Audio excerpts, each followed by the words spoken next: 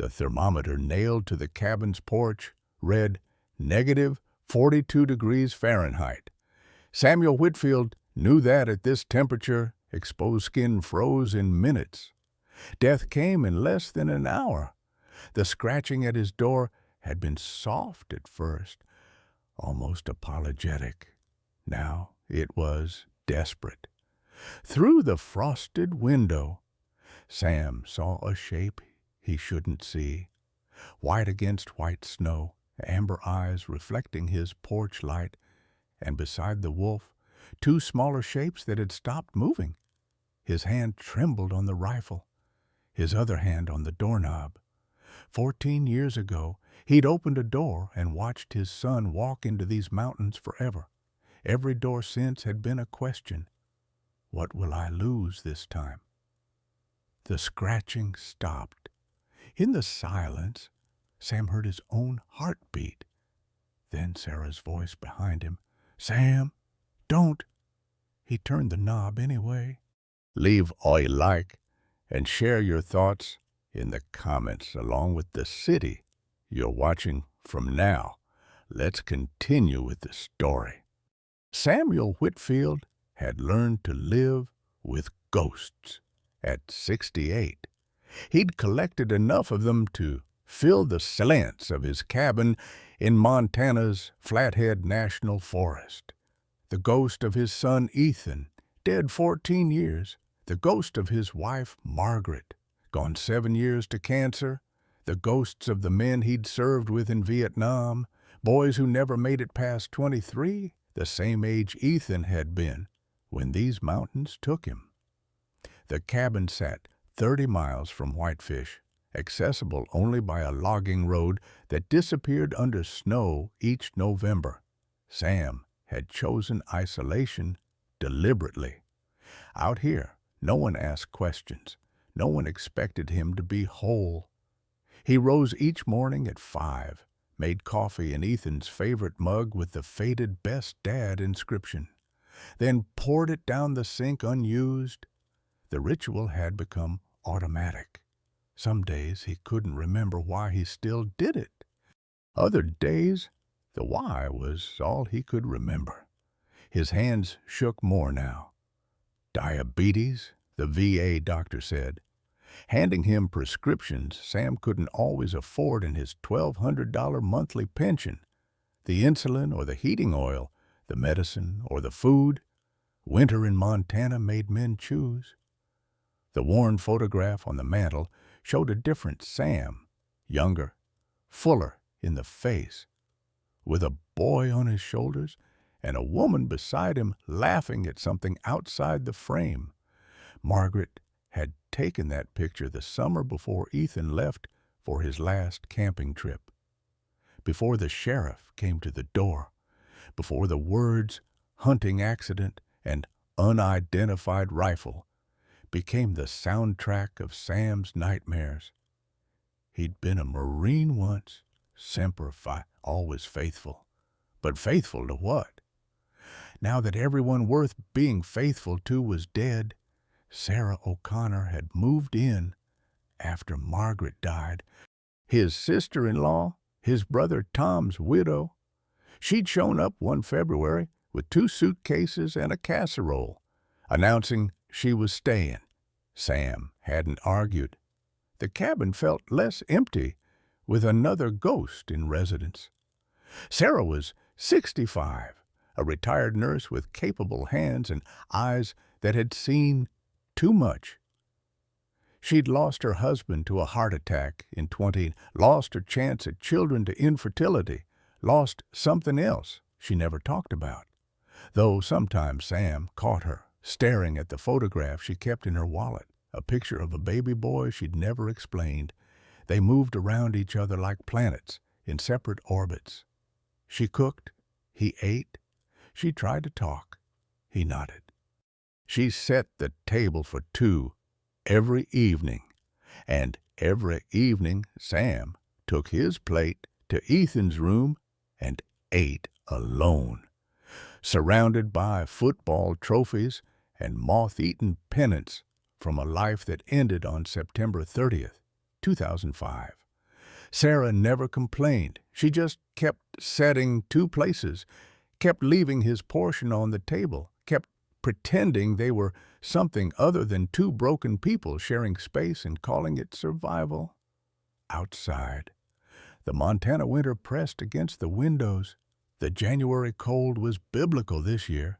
The radio called it a polar vortex. Sam called it fitting. Everything in his life had been frozen for 14 years. Why should the weather be any different? The scratching had started at 11:30 on January 30th, 2019. Sam and Sarah sat by the wood stove, the radio crackling warnings between bursts of static. Wind chill advisory in effect. Do not travel. Exposed skin will freeze in under 10 minutes. This is not an exaggeration. Stay indoors. Sam had added another log to the fire. The cabin's old bones creaked in the wind. Outside, the thermometer had dropped past 40 below. At this temperature, spit froze before it hit the ground. Breath crystallized in the air. The world became a weapon. The first sound was so soft, Sam thought he'd imagined it. A whisper against wood. Then it came again, deliberate, rhythmic, something scratching at the door. Sarah looked up from her knitting. You hear that? Probably just wind. But they both knew the difference between wind and intention. The scratching continued. Patient, insistent. Sam's hand moved to the rifle propped beside his chair. Muscle memory from Vietnam. From a time when every sound in the dark meant potential death. He'd carried that reflex home with him, along with the nightmares and the guilt. Sam, it's just an animal. It'll go away. He stood anyway, rifle in hand, and moved to the window. The frost on the glass was so thick he had to scrape it with his thumbnail to see through. What he saw made his breath catch. White fur against white snow, a shape that shouldn't be there, couldn't be there. Amber eyes caught the porch light, reflected it back like mirrors. The wolf was emaciated, ribs visible beneath matted fur. One front paw held off the ground, dark with blood that steamed in the cold. Beside her, two smaller shapes, pups, neither one moving. Sarah? Something in his voice brought her to the window. She looked, then drew in a sharp breath. Oh, my God. The wolf's eyes met Sam's through the glass. There was no aggression in them, no challenge. Just something Sam recognized because he'd seen it in his own mirror every morning for 14 years. Desperation. We can't, Sarah whispered. Sam, it's a wild animal. It could be rabid. It could attack. Look at her. I'm looking. I see a predator. I see a mother. The wolf lifted her good paw and placed it against the door, not scratching now, just resting there. The gesture was so human, it made Sam's chest tight. He thought of Ethan, 23 years old, somewhere on this mountain, calling for help that never came. The official report said he died quickly from the gunshot wound. Sam had never believed it in his nightmares. Ethan lingered, suffered, cried out for his father while Sam sat warm and oblivious in this cabin, drinking coffee and reading the paper. Sam, don't? Sarah's hand on his arm. Think about this. I've done nothing but think for 14 years. He moved to the door. His hand on the knob felt like his hand on a grenade pin. Pull it and everything changes. Pull it and there's no going back. The wolf's eyes never left his. She wasn't growling, wasn't showing teeth. She was asking, the way Ethan used to ask permission to stay up late, to borrow the truck, to go camping one more time before winter set in. Sam opened the door. The cold hit him like a fist. 42 below stole the breath from his lungs. The wolf didn't move, just stood there, swaying slightly, frost forming on her muzzle. "Please," Sarah said behind him. It came out like prayer. Sam lowered the rifle, set it against the wall, held out his empty hands. The wolf looked at his hands, looked at her pups, made a decision. She limped forward, dragging her injured paw past Sam, past the threshold, into the cabin's heat. The two pups didn't follow us, couldn't follow.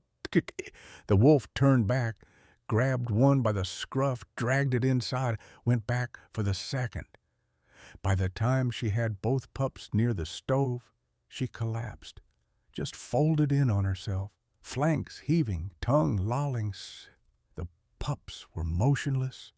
Their gums were blue. Sarah was already moving, nurse instincts overriding fear. Towels, warm water, now. Sam closed the door, locked it. The outside world disappeared, and in its place was this, a dying wolf. Two frozen pups, and the first choice that had mattered to him since the day they'd buried his son. He went to get the towels. Behind him, the wolf's amber eyes tracked his every movement, alert for betrayal, still ready to defend her young even as her own life slipped away. The first hour was chaos wrapped in desperate silence. Sarah's hands moved with the precision of 30 years in emergency rooms. But these weren't patients she'd trained for. The smaller pup, a male with gray-black fur, had stopped breathing. "Sam? Hold the mother back." Sam positioned himself between the wolf and Sarah, but the animal made no move to attack. She simply watched, ears flat against her skull, as Sarah tilted the pup's head back, cleared its airway with her finger, and breathed into its tiny nose. Nothing. She tried again, pressed on its chest with the 2 fingers, counted compressions the way she'd counted them 1,000 times before on human infants. "Come on, baby, come on." The wolf made a sound, not a growl, something worse, a whine that climbed into a keen, the sound of a mother watching her child die. Sam's throat constricted. He knew that sound. He'd made it himself, standing in the cemetery while they lowered Ethan's casket into frozen ground. Sarah breathed into the pup again, compressed, breathed, compressed. The pup convulsed, gasped. Its tiny chest expanded. That's it, baby. Breathe." Sarah wrapped the pup in a towel, rubbing circulation back into its limbs. The wolf's keening stopped. She crawled closer, ignoring her injured paw, and touched her nose to the pup's head. The second pup, smaller and pure white like its mother, was breathing but barely conscious. Sarah wrapped it in another towel, placed both pups near the stove but not too close.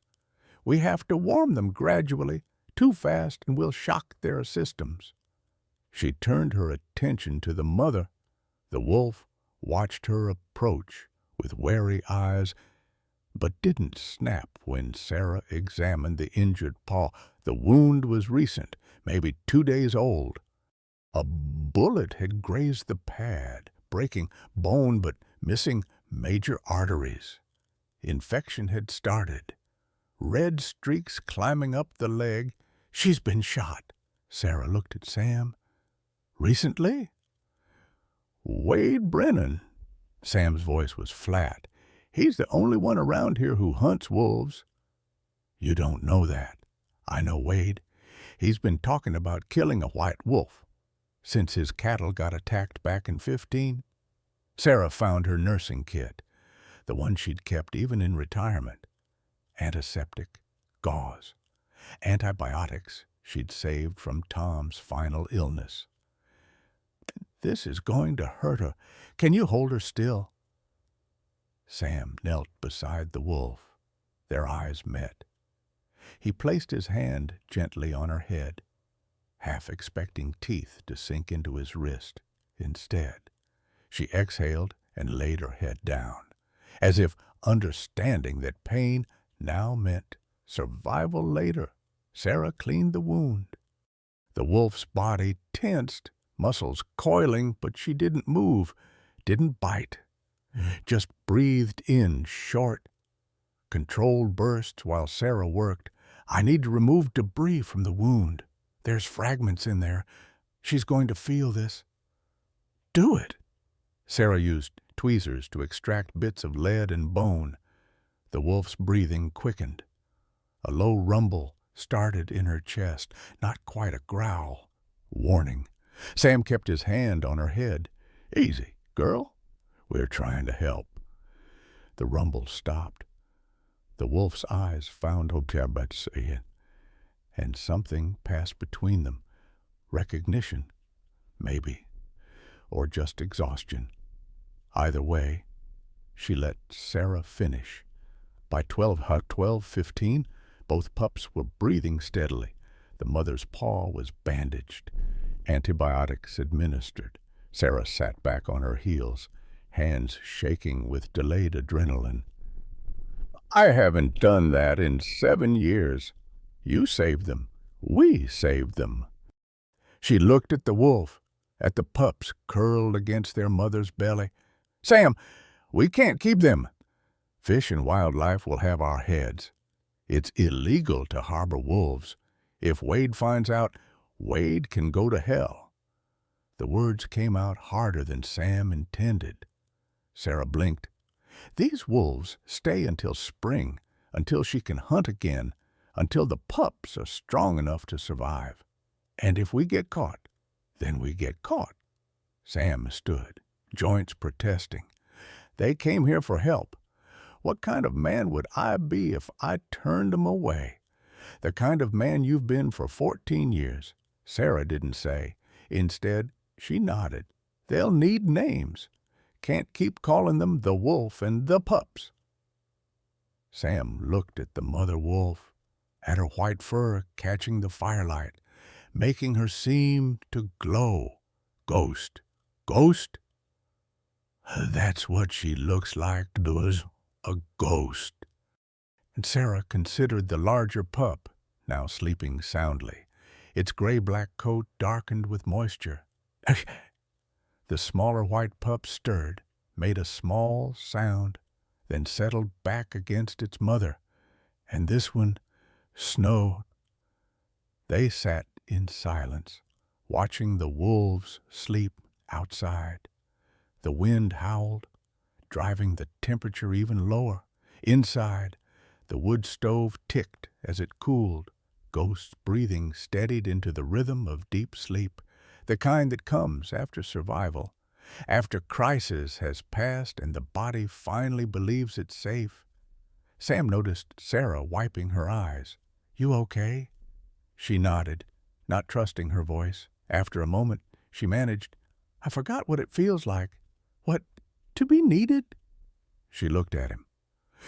"You've said more words tonight than you have in 2 years." At Sam, looked down at Ghost, at the way her paw twitched in sleep, at how even unconscious she kept herself positioned between potential threat and her pups. "I lost my son in these mountains," he said quietly. His name was Ethan. He was 23. He loved these mountains, loved everything wild. He would have loved her. It was the first time Sam had spoken Ethan's name aloud in 7 years. Ghost opened one amber eye, looked at Sam, then closed it again. The first 2 weeks passed in a rhythm Sam had forgotten existed. Wake at dawn. Check Ghost's wound. Feed the wolves venison from Tame's freezer. Watch Ash and Snow grow stronger, bolder, more curious about their temporary debt. Sleep, Repeat. Ghost healed faster than Sarah expected. By day 5, she was putting weight on her injured paw. By day 10, she could walk without limping. The infection receded under the antibiotics. Pink, healthy tissue replacing the angry red streaks. The pups transformed from near-death bundles into whirlwinds of energy. Ash lived up to his name, constantly getting into trouble, knocking over Sam's coffee, investigating every corner of the cabin with fearless enthusiasm. Snow was quieter, content to stay close to Ghost, observing the world with solemn amber eyes. On the morning of day 12, Sam discovered something. He'd been watching Snow try to howl along with Ghost and Ash during their dawn chorus. The pup's mouth opened, throat worked, but no sound emerged. He tried again. Nothing. "Sarah, come look at this." Sarah watched Snow's silent attempts. Her face grew sad. Birth defect. She's mute. Probably why she's smaller than her brother. In the wild, she wouldn't have survived. Sam knelt beside Snow. The pup looked up at him, frustrated by her inability to make sound. He picked her up gently. She fit in his palms, impossibly small. She licked his face once, then settled against his chest. Something cracked in Sam's chest. He couldn't name it. Didn't try. Just held the damaged, silent pup and felt, for the first time in 14 years, like he was doing something that mattered. Late at night, after Sarah went to bed, Sam talked to Ghost. He'd pull a chair near the stove where she'd claimed her territory, and he'd tell her things he'd never told Sarah, never told the VA counselors, never told anyone. He told her about Vietnam, about the friend he'd held while he died in a rice paddy, about coming home to a country that didn't want to hear about it, about building a life anyway, marrying Margaret, having Ethan, believing that maybe he'd paid his dues and earned some peace. He told her about the morning of September 30th, 2005, about Ethan heading out for a weekend camping trip, about the last thing his son said to him, "Love you, Dad, see you Monday," about how Monday came, but Ethan didn't. Ghost listened to all of it, head on her paws, amber eyes never leaving Sam's face. Sometimes she'd shift closer until her side pressed against his leg. The warmth of her, the solid reality of her breathing, kept Sam anchored when the memories threatened to pull him under. "I should have gone with him," Sam said one night. "He asked me. I said no. I was tired, wanted a quiet weekend. What if I'd gone? What if I'd been there?" Ghost lifted her head, placed it on Sam's knee. The weight of it, the trust in the gesture, made Sam's eyes burn. "You came here because you had nowhere else to go. I know how that feels." By week 3, the financial reality hit. Sam's pension was $1,200 a month, electric bill $400 in winter, fuel oil for heat $200, insulin and test strips $300. That left $300 for food, and wolves ate meat. A lot of meat. Sam started skipping insulin doses, just one here and there. He'd be fine. He was always fine. Sarah noticed his hands shaking worse. Noticed him getting up 3, 4 times a night to use the bathroom. Classic signs of uncontrolled diabetes. "Sam, you're not taking your medicine." "I'm fine." "You're not fine. Let me see your blood sugar." He tested. 340. Should be under 120. Jesus. "Sam, you're going to end up in the hospital. Can't afford the insulin and the meat both. I made a choice. Then we'll make a different choice." Sarah stood. "I'll be back." She drove to town in Sam's truck. Came back 3 hours later with cash and no wedding ring on her finger. Sam stared at her bare hand. "Sarah, no. Tom's dead. I'm alive. Those wolves are alive. That ring was just metal." She thrust the money at him. $800. Enough for your insulin for 2 months and meat for the wolves. "I can't take this." "You can and you will. Because I didn't save those pups just to watch you kill yourself out of stubbornness." Her voice cracked. "You're not the only one who's tired of losing people, Sam." He took the money, bought the insulin, bought the meat. That night, he held Sarah while she cried for the husband she'd loved and the ring that represented a life she'd never get back. Ghost watched them from across the room, head tilted, as if understanding grief in all its forms. On February 13th, exactly 2 weeks after Ghost's arrival, Wade Brennan's truck pulled into Sam's driveway. Sam saw him coming and moved fast. "Sarah, get Ghost and the pups into Ethan's room now." Sarah herded the wolves into the bedroom, closed the door. Ash whined at being confined through the wood. Sam heard Sarah shushing him. Wade knocked. 3 hard raps that rattled the door in its frame. Sam opened it, but didn't invite Wade in. Wade! Sam. Wade Brennan was 45, but looked older. Hard living had carved lines into his face, turned his hair prematurely gray. His eyes were the eyes of a man who'd stopped sleeping, well, a long time ago. "We need to talk about the white wolf I've been tracking. Trail leads right to your property line. Stops at your door. Haven't seen any wolves." Wade's jaw tightened. "Don't lie to me. I know you're hiding something. I can smell it." Sarah appeared behind Sam. "Wade, it's 14 degrees out. You want to stand out there or come in for coffee?" Wade's eyes narrowed, but he stepped inside. His gaze swept the cabin, looking for evidence. Sam had been thorough. No wolf hair visible, no bowls, no obvious signs. But Ghost had been here 2 weeks. The scent would linger. Wade's nostrils flared. "What's that smell?" "Wood smoke. Bacon from breakfast. Take your pick." Sam crossed his arms. "That white wolf killed 23 of my cattle back in 15. Cost me $50,000. Insurance covered 20. You know what I had to do to make up that difference? That was 4 years ago. Wade, some things you don't forget." Wade's hands clenched into fists. "That wolf destroyed my life. My son Lucas. He saw what those animals did. He was 19. It broke something in him. Year later, he killed himself, left a note, talked about the wolves in his head."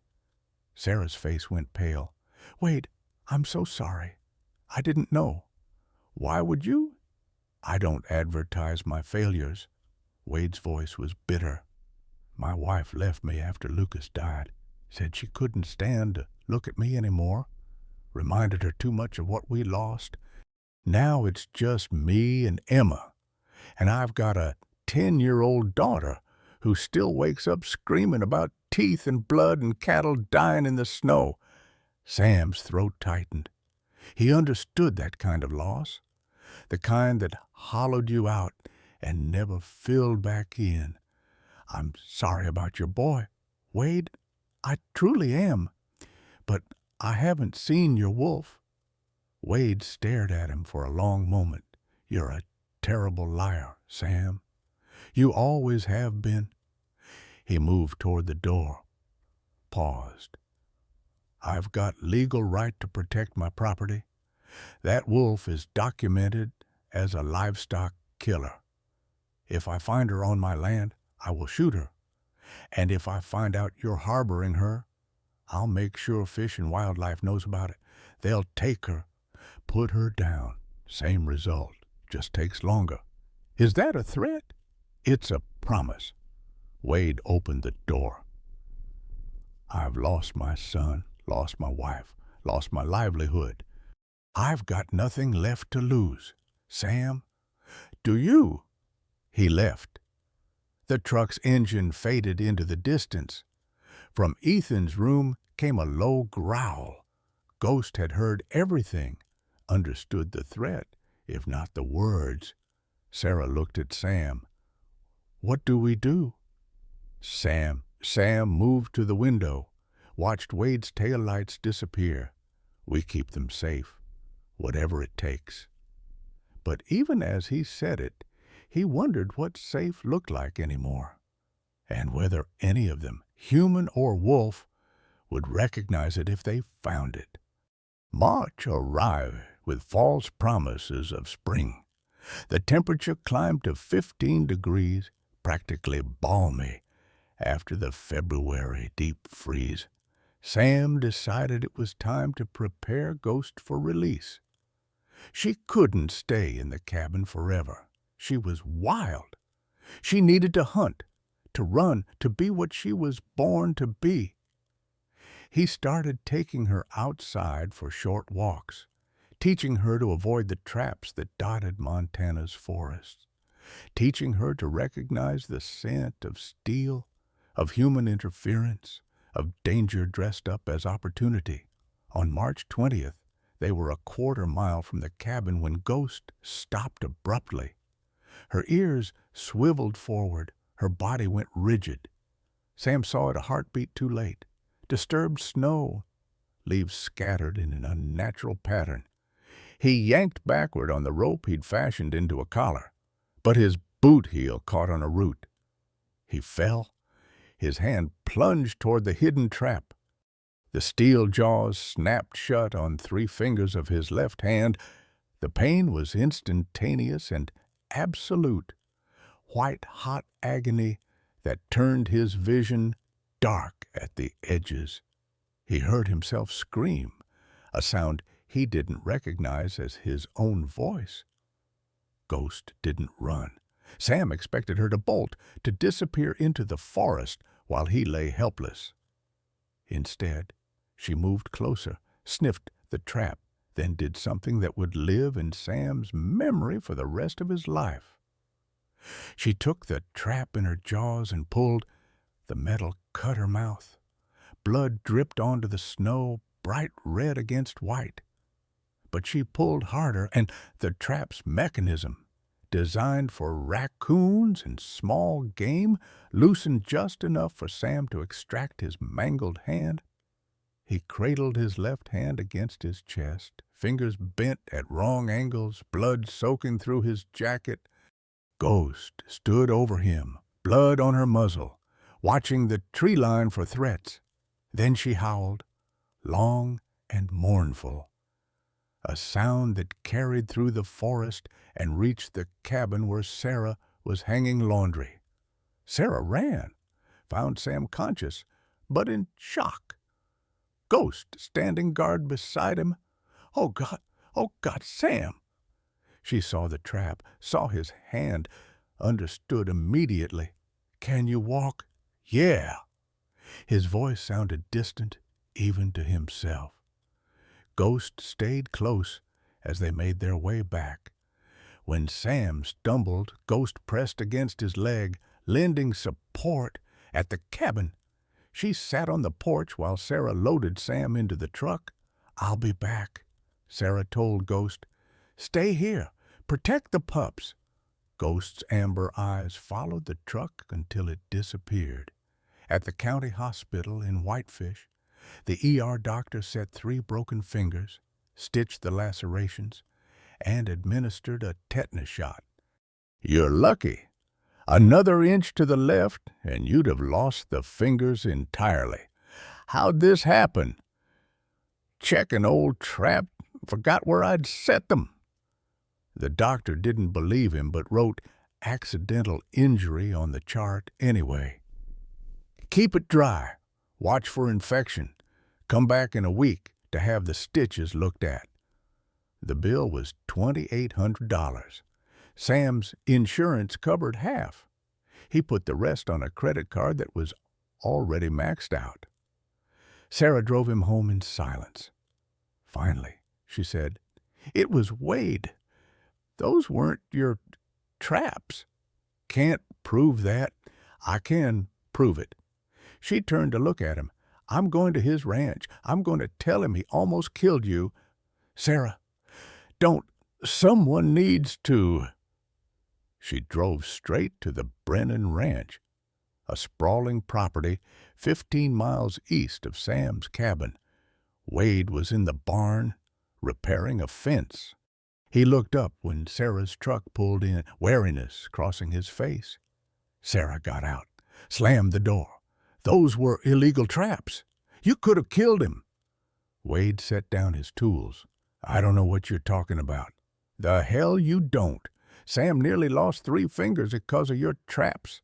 Ghost saved his life. The wolf you want to kill saved the man you nearly murdered. I didn't." "Don't lie to me." "Wade Brennan. I've worked in emergency rooms for 30 years.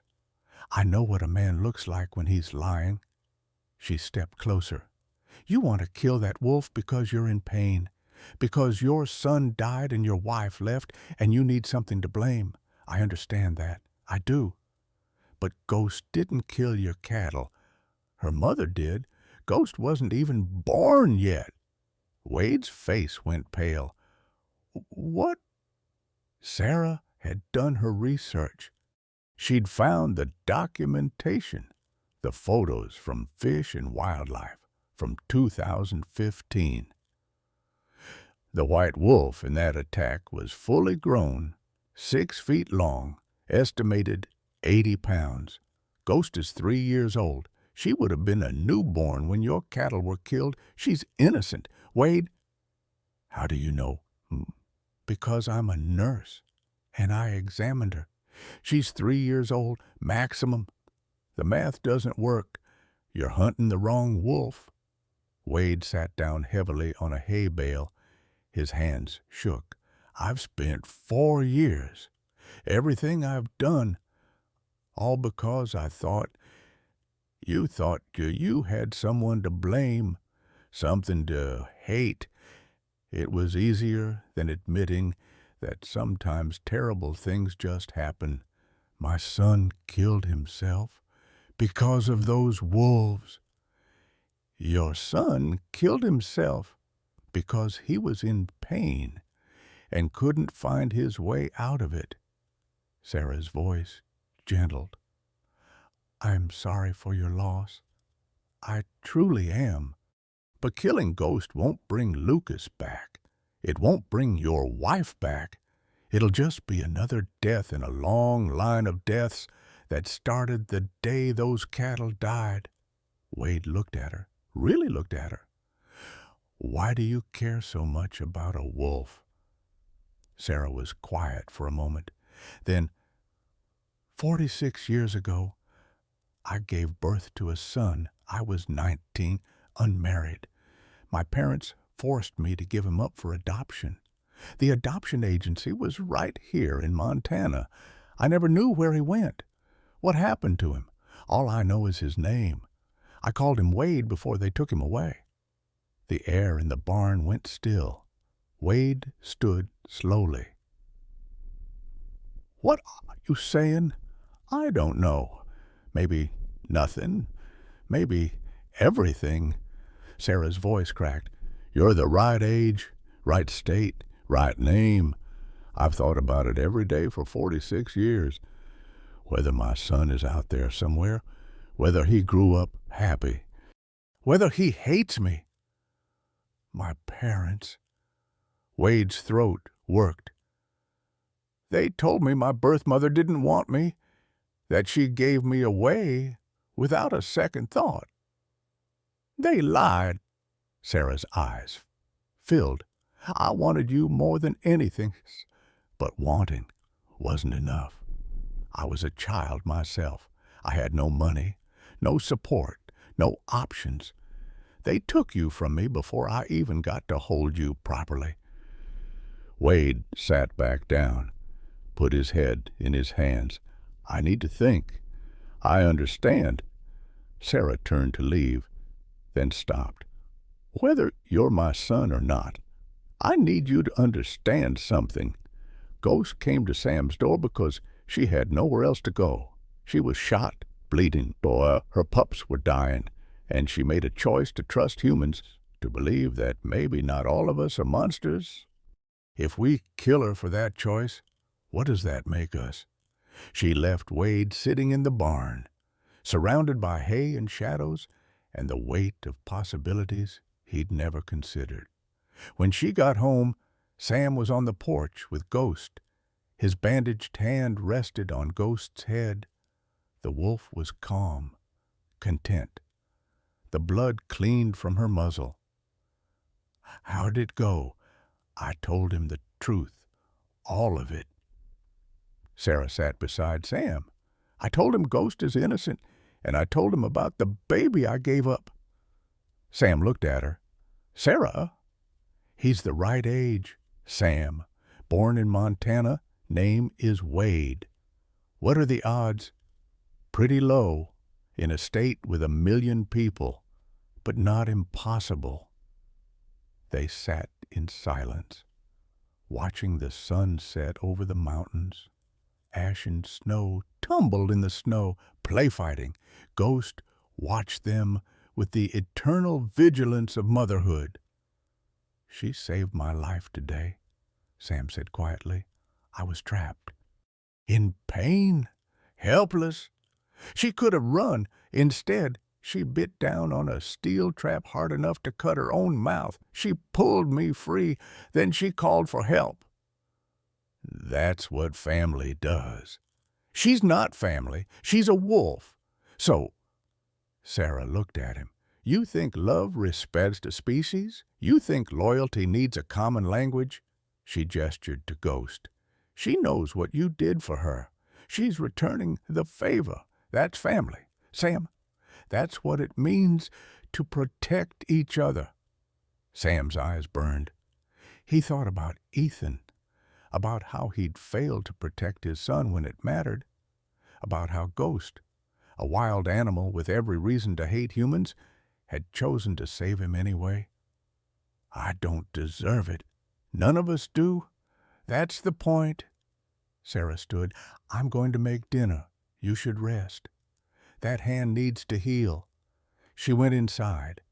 Sam stayed on the porch with Ghost, watching night settle over the forest. The temperature was dropping again, but he felt warm, safe. Ghost's ears swiveled suddenly.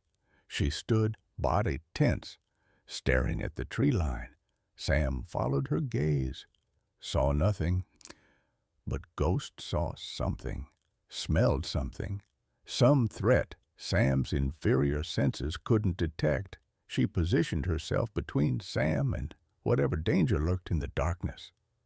Despite the pain in her muzzle, despite being outnumbered, outgunned, outmatched by whatever humans might want to do to her, she stood her ground. Sam understood then. This wasn't about debt or obligation. This was about choice. Ghost had chosen him, chosen Sarah, chosen safety over freedom, trust over instinct, hope over the lessons her scars had taught her. And tomorrow, or next week, or whenever she was ready, Sam would have to make his own choice. To let her go, to release her back into the wild where Wade might be waiting with a rifle, where traps and bullets and all the casual cruelties of the world awaited. The thought made his chest tight. But tonight, she was here, alive, protecting him even though he'd failed to protect her from the trap. "Thank you," Sam whispered. Ghost's ear twitched.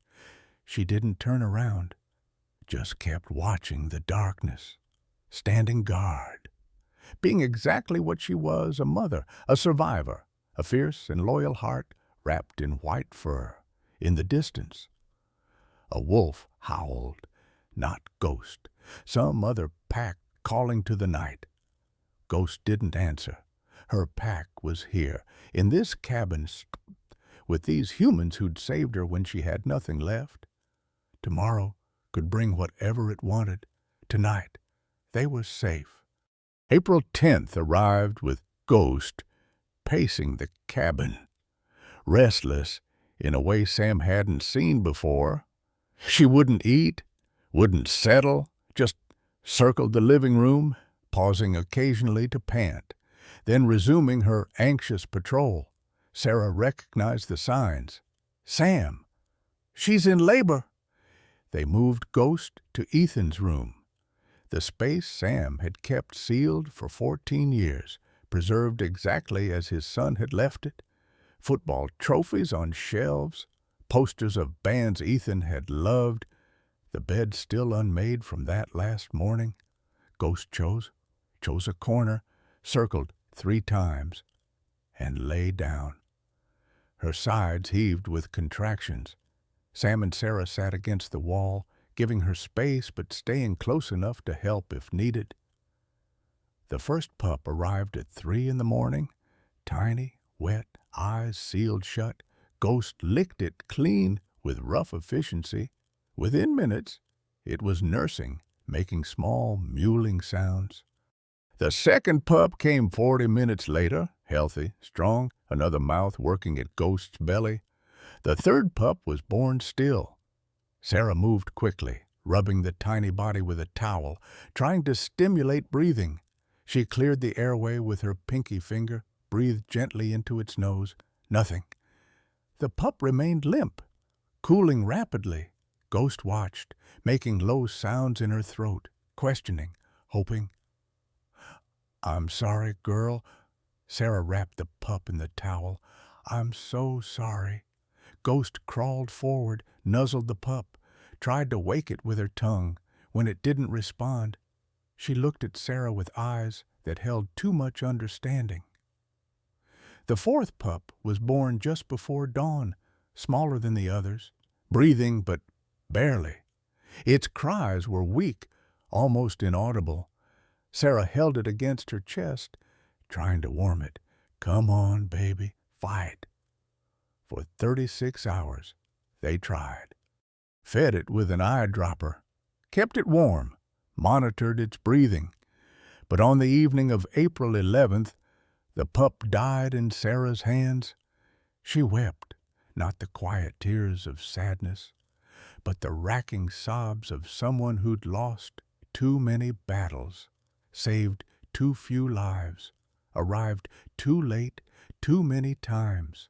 Sam held her while she cried, held the dead pup, felt the weight of 2 lives that had lasted less than 2 days, lives that had tried so hard to take root and failed anyway. Ghost lay in the corner with her 2 surviving pups, watching. Her eyes followed every movement, tracked the bundle in Sam's arms that no longer moved. We need to bury them, Sam said finally. They chose a spot under the big pine tree behind the cabin, where the ground was soft enough to dig despite the lingering frost. Sarah brought her wedding shawl, the one she'd carried from Ireland, the one she'd intended to pass down to a daughter she'd never had.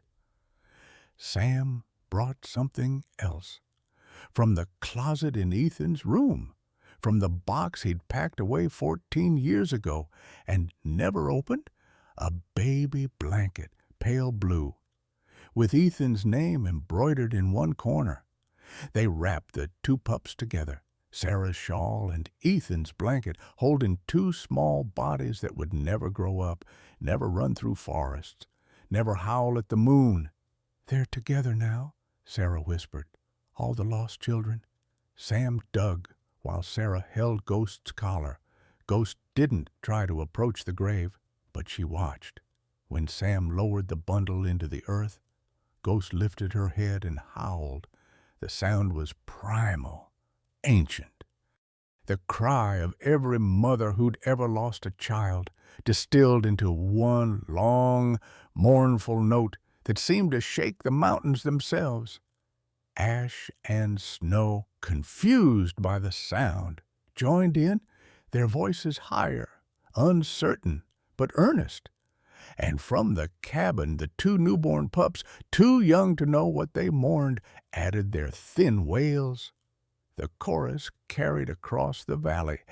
Sam stood with dirt on his hands and tears on his face, listening to the wolves grieve, and he finally understood what Ethan had tried to tell him all those years ago, that everything wild is also sacred, that grief doesn't diminish with distance or species, that loss is the price we pay for having loved it all. They stood in silence as the sun set. Sarah's hand found Tim's. Ghost lay down beside the fresh grave, her body a sentinel, unwilling to leave her lost babies alone in the dark. "Come on, girl," Sam said gently. "They're at peace. You need to care for the ones who are still here." Ghost looked at him. For a moment, Sam thought she wouldn't move. Then she stood, shook herself, and walked back to the cabin, back to the living, back to the two pups who needed her milk and her warmth and her fierce protection. Inside, Sam and Sarah found the surviving pups, nursing, healthy, strong, alive. 2 out of 4, Sarah said. In nature, that's actually good odds. Doesn't feel good. No, it never does. She touched Sam's arm. But we did everything we could. Sam nodded, looked at Ethan's room, at the wolf and her pups occupying the space where his son used to sleep, at the trophies on the shelves that would never be dusted again, at the posters that would never be taken down. I couldn't save Ethan, couldn't save these pups. What's the point of trying if everyone dies anyway? Ghost looked up at him. Her amber eyes held an answer Sam couldn't translate into words, but he felt it anyway. Not everyone dies. Some live. And for those who live, the trying matters. That night, Sam moved the 2 surviving pups to names. The larger one, a male with dark gray fur, he called Hope. The smaller one, a female with white fur like her mother, he called Dawn, because even in the darkest nights, morning eventually came. Sam collapsed on April 16th. He'd been feeling off for days, thirsty all the time, getting up 4, 5 times a night to urinate. His vision blurred. When he tried to read, his hands shook worse than usual, but he ignored it. There was work to do, wolves to feed, life to maintain. Sarah found him on the kitchen floor at 6 in the morning, unconscious, skin clammy, breathing shallow. She called 911, then sat beside him holding his hand until the ambulance arrived. In the ICU at Whitefish Regional Hospital, the doctor delivered the verdict: diabetic ketoacidosis. His blood sugar was over 600 in another 12 hours, and he would have died. When's the last time he took his insulin? Sarah couldn't answer, couldn't admit that Sam had been skipping doses to save money for wolf food, couldn't explain why saving a wolf mattered more to him than saving himself. Sam drifted in and out of consciousness for 2 days. When he was under, he dreamed of Ethan. His son stood at the edge of a forest, backlit by golden light, smiling the way he used to smile before everything went wrong. "I'm ready, son. I'm ready to come with you." Ethan shook his head. "Not yet, Dad. They still need you. I'm tired, I know. But you taught me something once. Remember, you said a Marine never quits, never leaves anyone behind. You've got people counting on you. Sarah, Ghost, the pups, even Wade. Wade hates me. Wade's hurting. You know what that looks like. You've been there. Ethan stepped closer, and Sam could almost feel the warmth of him. You saved Ghost when no one else would. Now it's her turn to save you. But you have to let her. How? Wake up, Dad. Just wake up. Sam opened his eyes to fluorescent lights and the smell of disinfectant. Sarah sat beside his bed, head bowed, hands clasped like she was praying. Maybe she was. Sarah! Her head snapped up. Sam! Oh, thank God! She gripped his hand. You scared me half to death. Ghost! The pups! They're fine. I've been driving back twice a day to feed them. She looked exhausted, dark circles under her eyes, hair unwashed. The hospital bill is going to be about $8,000 after insurance. Sam closed his eyes. I don't have $8,000. I know. I don't even have $800. We'll figure it out. But Sam knew there was nothing to figure out. His pension was already stretched beyond breaking. The credit card was maxed. He'd sold everything worth selling except the cabin itself. While Sam fought for his life in one hospital room, Wade Brennan lay in another, 2 doors down. It had happened on April 18th. Wade had gone into the forest alone, tracking Ghost despite everything Sarah had told him.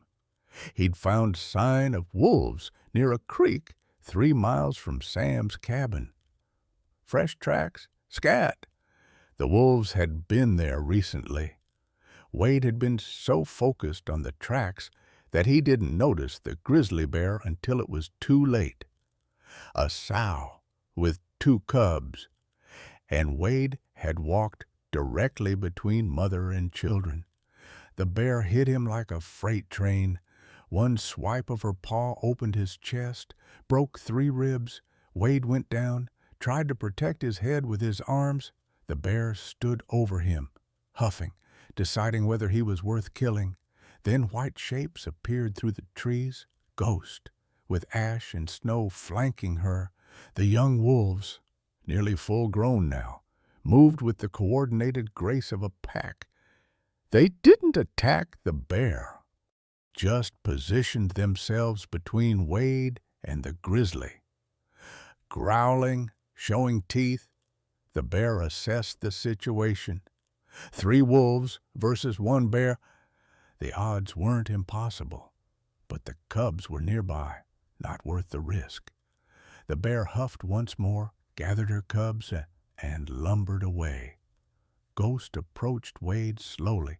He was conscious, barely, blood soaking through his jacket. She sniffed him. Could have finished what the bear started. Wade was helpless, defenseless. The man who'd wanted to kill her, who'd set traps for Sam, who'd spent 4 years blaming her for tragedies she hadn't caused. Ghost lifted her head and howled. Ash and snow bolted to her. Ghost stayed with Wade, pressing her body against his to share warmth, the same way she'd kept her pups alive in the cold. She stayed until she heard Sarah's truck, until human voices called out, until help arrived. Wade whispered through blood-flecked lips, "Why?" Ghost looked at him with amber eyes that held no malice. No judgment, just the simple recognition of one living thing, acknowledging another's right to continue living. Then she melted back into the forest. Her job done. Wade was in surgery for 6 hours. Broken ribs, punctured lung, deep lacerations that required 260 stitches. But he was alive, against all odds, against what he deserved. He was alive. When he woke, Sarah was there. The wolf, he croaked. She saved me. I know. I've been trying to kill her for 4 years.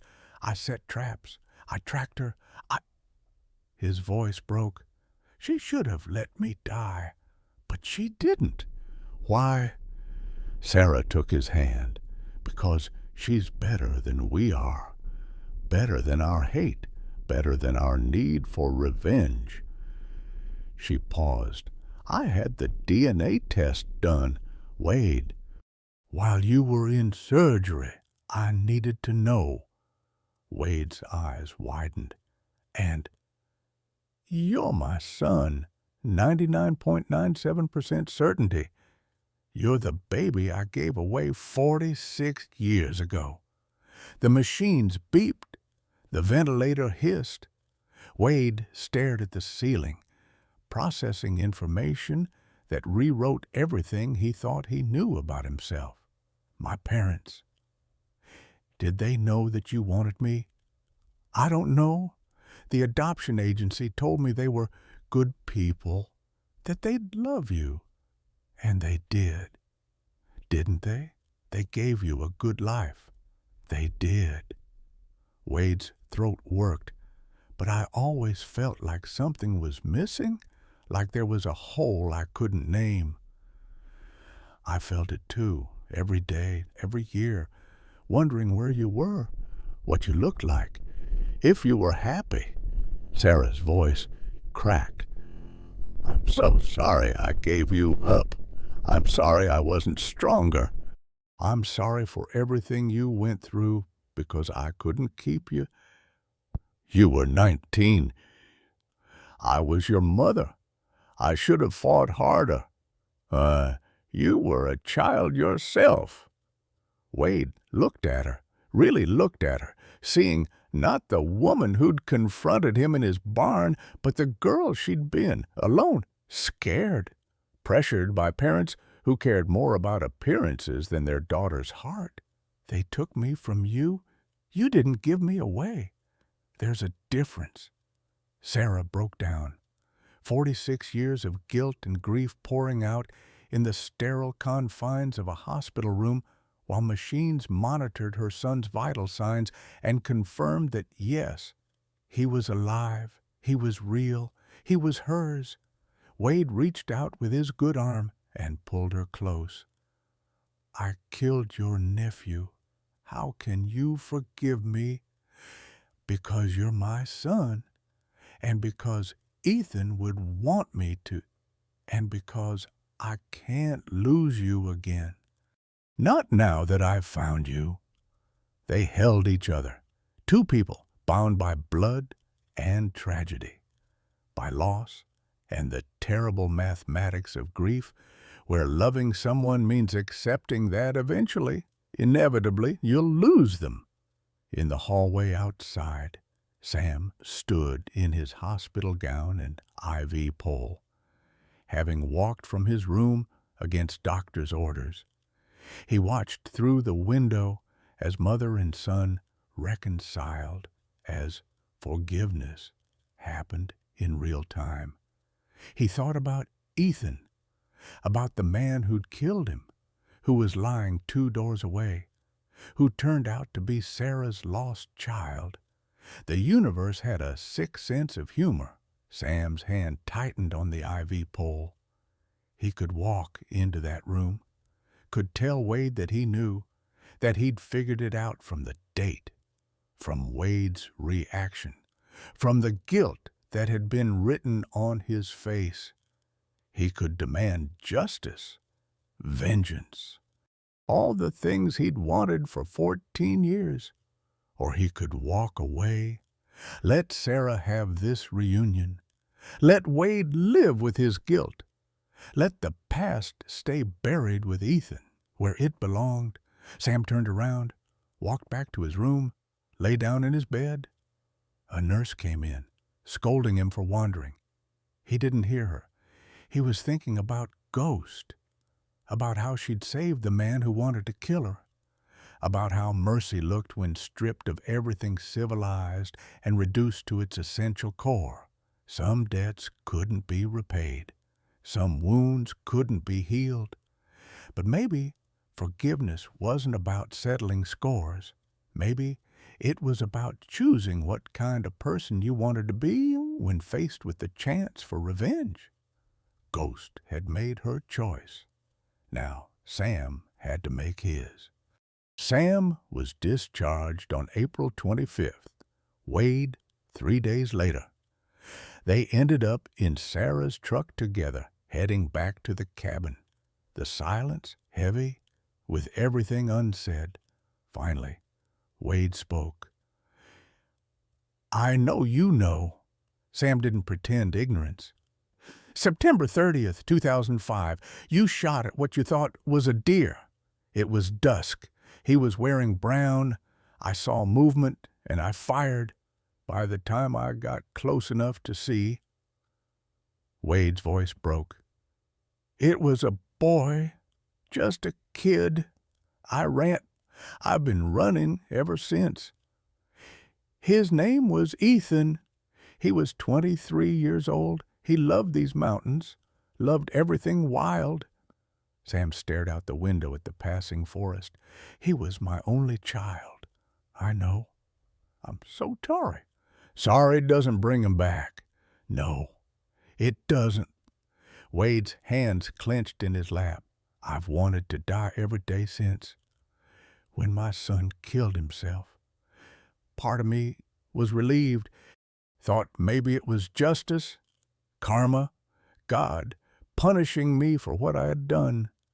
Sarah drove in silence, letting them talk, letting the poison drain. "Why didn't you turn yourself in?" Sam asked. "Cowardice, fear. I told myself it was an accident, that it could have happened to anyone, that coming forward wouldn't change anything." Wade looked at Sam. "But the truth is, I was scared of prison, of losing everything, so I let them label it an unsolved hunting accident, and I carried the guilt instead. That guilt drove you to hunt Ghost." "Yeah. I thought if I could kill the white wolf, if I could avenge my cattle and my son and everything that went wrong, maybe I'd feel better. Maybe I'd sleep at night." Wade laughed bitterly. "Instead, that wolf saved my life. She had every reason to let me die. I'd shot her, tracked her, tried to kill her, but she called for help anyway." They reached the cabin. Ghost was on the porch with her pack ash, Snow, Hope, and Dawn, 4 wolves lounging in the April sun, content and healthy. Ghost stood when Sam got out of the truck.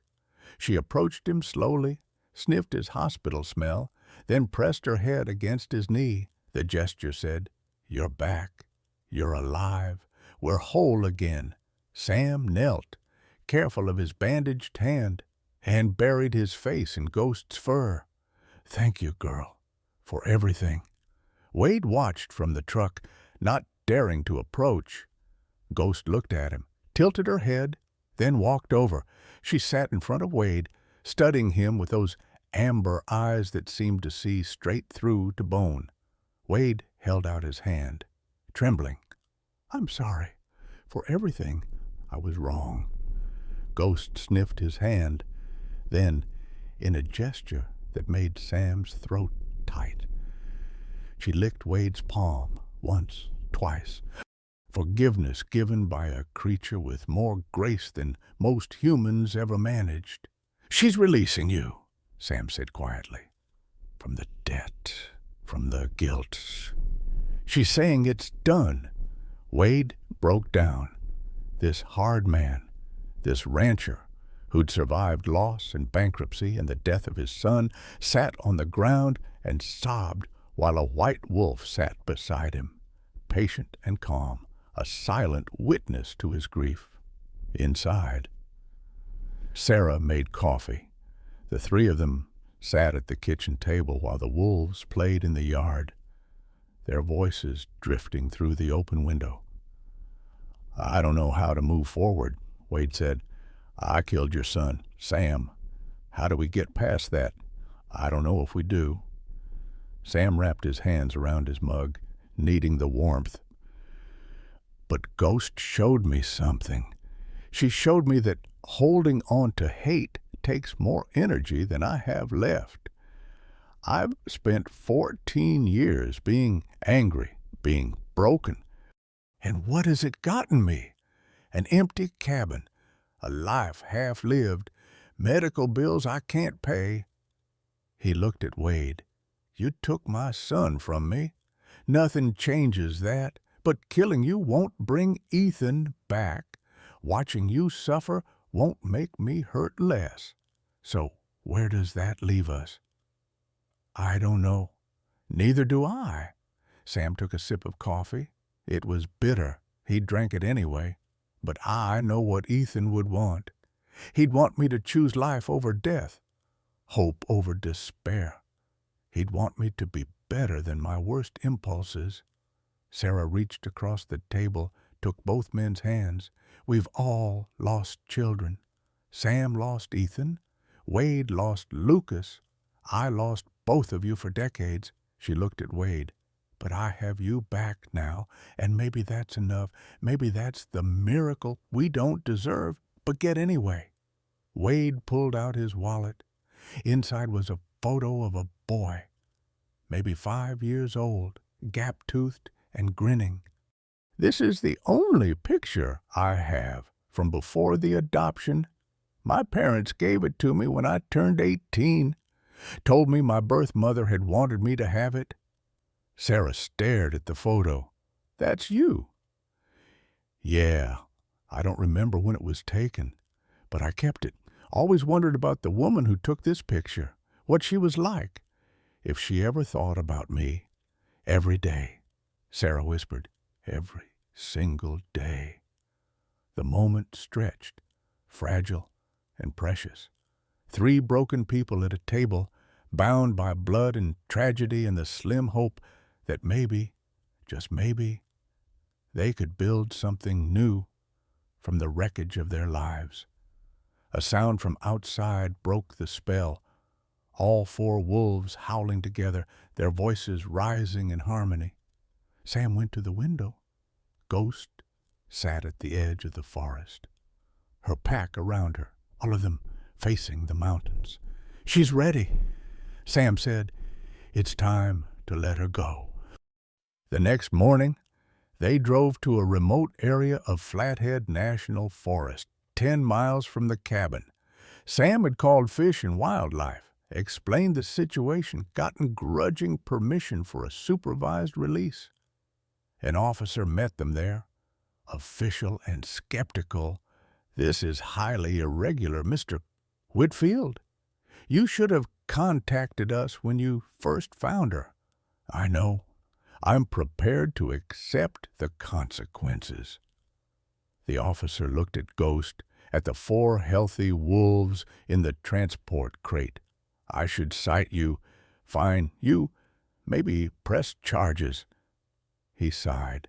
But I'm not going to. What you did was technically illegal, but it saved 5 lives. That counts for something. They opened the crate in a meadow bordered by pine trees.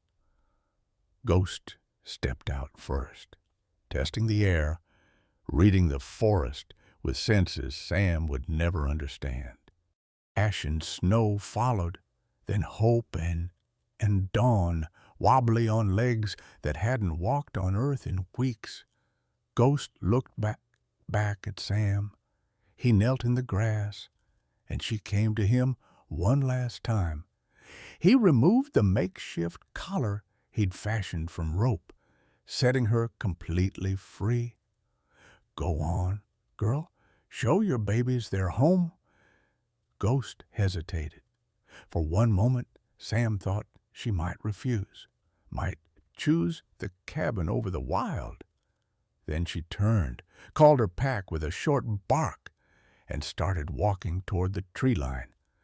The wolves followed. Ash bounded ahead, eager.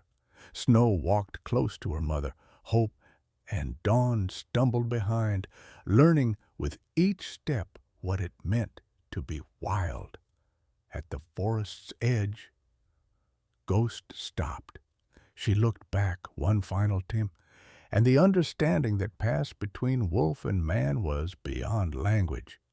It was acknowledgment, respect, gratitude. Then she howled, long and mournful and beautiful, a sound that spoke of survival and sacrifice and second chances. Ash and snow joined her. Even hope and dawn added their small voices. The chorus echoed across the valley, and Sam felt something in his chest unlock.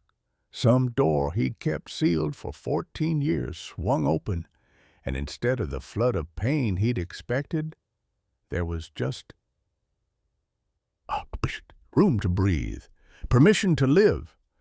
Wade stood beside him, tears on his face.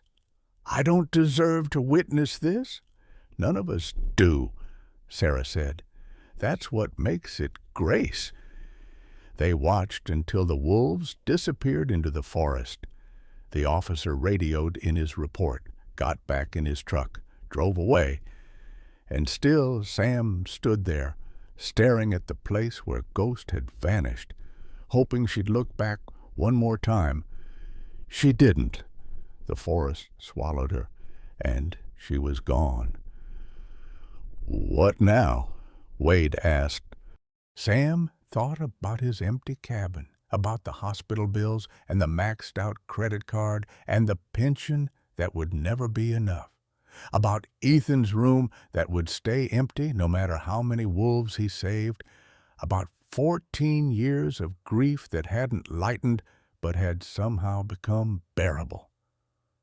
"Now we go home," he said, "and we figure out how to live with what we've lost." They drove back in silence, but it was a different kind of silence.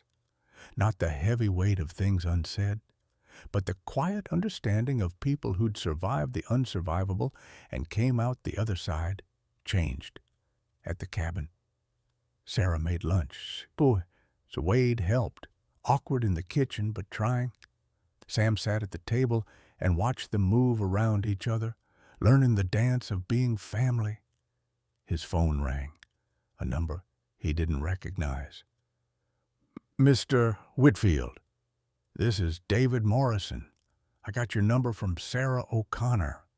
She said you might be able to help me. I'm looking for my birth mother. The adoption agency finally released some records, and they led me to Montana, to Sarah. Is she there?" Sam looked at Sarah, who was laughing at something Wade said, really laughing, for the first time since he'd known her. "Yeah," Sam said, "she's here, and she's been waiting for you for a very long time." He handed the phone to Sarah, watched her face transform as she heard her other son's voice for the first time in 46 years. Watched Wade's expression shift from confusion to understanding to wonder as he realized he had a brother outside. The April sun shone on empty mountains. Somewhere in those mountains, Ghost was teaching her pack to hunt, to survive, to thrive. She would return. Sam knew. Maybe not today or tomorrow, but someday, to the place where a broken man had opened his door in the middle of winter and chose mercy over fear. And when she did, Sam would be there, alive, healing, surrounded by the family he'd found in the ruins of the one he'd lost. That night, they set 5 places at the table, Sam and Sarah, Wade and his daughter Emma, who'd driven up from the ranch, and 1 empty chair held for David, who was catching the first flight out of Seattle in the morning before they ate. Sam raised his glass to Ghost, to second chance, to the family we're born with and the family we choose, to everyone who's lost and everyone who's found.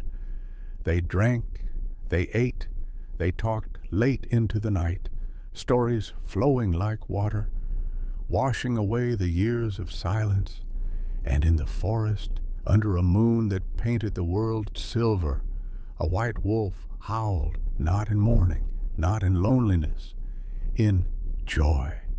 Sometimes the hardest doors to open are the ones in our own hearts. Sam Whitfield thought his story ended the day he lost his son. For 14 years, he lived in that ending, surrounded by silence and regret, convinced that surviving meant simply not dying. Then one winter night, something wild and desperate scratched at his door, asking for help he didn't think he had left to give.